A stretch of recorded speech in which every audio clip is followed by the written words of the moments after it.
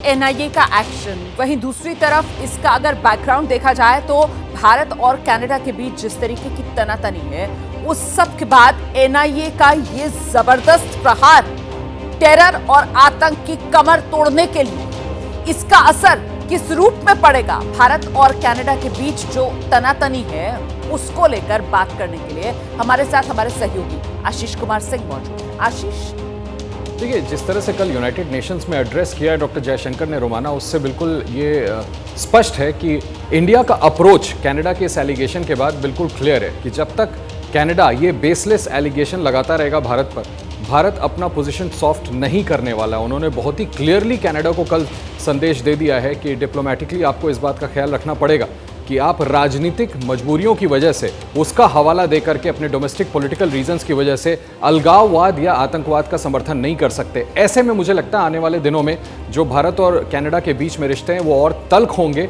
अगर अपने आरोपों से कनाडा पीछे नहीं हटती। कनाडा पीछे नहीं हटेगी ऐसा प्राइमा फेसाई लगता है, क्योंकि वो उनको वहाँ चुनाव लड़ना है, ट्रूडो की पोजीशन वहाँ पर बहुत वीक है और डोमेस्टिक पॉलिटिकल कंपल्शन है, जिसकी वजह से वो इस मामले को ज़्यादा फ्लेयर अप कर रहे हैं जी। लिहाजा मैं फिर से कहूँगा कि मुझे लगता है कि डिप्लोमेटिकली दोनों देशों के बीच खटास और आपको बढ़ती हुई नजर आएगी। बिल्कुल, घरेलू मजबूरियों के चलते कहना चाहिए जस्टिन ट्रूडो ने जो ये बड़ी नादानी कर दी है, लेकिन भारत जो है अब वो करारा जवाब देने की पूरी तैयारी में यहां पर नजर आ रहा है। आतंकवाद हम बर्दाश्त नहीं कर सकते और इसी वजह से ये गैंगस्टर और आतंक का नेटवर्क तोड़ने के लिए एनआईए का एक्शन।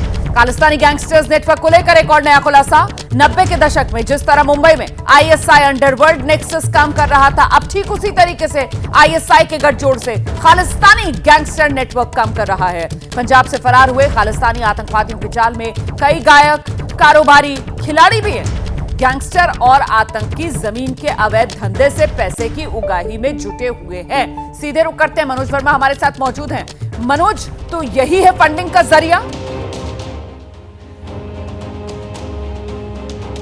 जी बिल्कुल, देखिए यही फंडिंग का जरिया। आपको बताना चाहूँगा कि मार्च के महीने में एनआईए ने एक चार्जशीट फाइल की थी और उस चार्जशीट के अंदर साफ तौर पर यह लिखा हुआ है कि जिस तरीके से 1993 का जो मुंबई में ब्लास्ट हुआ था और आईएसआई ने किस तरीके से जो मुंबई के गैंगस्टर्स से उनका इस्तेमाल किया था, और उस चार्जशीट में यही लिखा हुआ है कि अभी जो खालिस्तानी आतंकी हैं वो जो भारत देश के अंदर इस वक्त जो गैंगस्टर मौजूद हैं और ख़ासतौर पर जो पंजाब के अंदर गैंगस्टर मौजूद हैं उनका कहीं ना कहीं इस्तेमाल कर रहे हैं। और ये गैंगस्टर जो देश के और गैंगस्टर हैं उनको इस्तेमाल कर रहे हैं, यानी कि जो खालिस्तानी समर्थक आतंकी हैं वो पाकिस्तान में बैठकर, कनाडा में बैठकर भारत के गैंगस्टर को अपने साथ मिला लिया है और यहाँ देश में जबरन उगाही की जाती है, यहाँ पर पैसों की वसूली की जाती है और उन पैसों का इस्तेमाल भारत के खिलाफ ही किया जा रहा है। तो ये चार्जशीट में साफ तौर पर लिखा हुआ है और यही वजह है कि अब इन्वेस्टिगेशन आगे चल रही है और एक के बाद एक करके इस पूरे नेटवर्क को ध्वस्त करने की जो तैयारी है वो पर्दा होता जा रहा है। ये पूरा का पूरा नेटवर्क और किस तरीके से ये साजिशें रच रहा था उस पर से भी अब पर्दा हटता जा रहा है। जैसे ही घड़ी का काटा दोपहर 2:30 पे आए,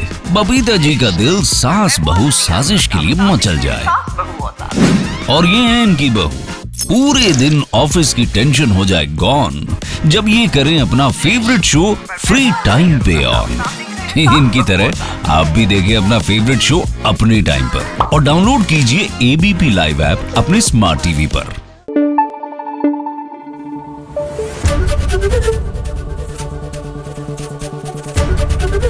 एबीपी न्यूज आपको रखे आगे।